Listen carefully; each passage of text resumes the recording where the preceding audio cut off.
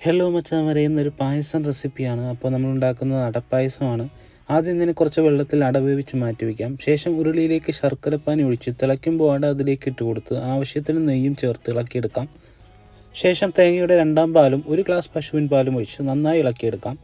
വേവിച്ച് വെച്ച ചവ്വരി ഇതിലേക്ക് ഇട്ടതിന് ശേഷം ജീരകവും ഏലക്കായും പൊടിച്ചത് കൂടി ചേർത്ത് നന്നായി ഇളക്കിയെടുക്കാം.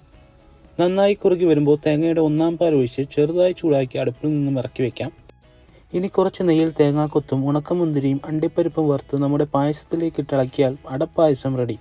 അപ്പോൾ ഇതുപോലെ ഉണ്ടാക്കി നോക്കാത്തവർ വേഗം ഉണ്ടാക്കി നോക്കിക്കോളി.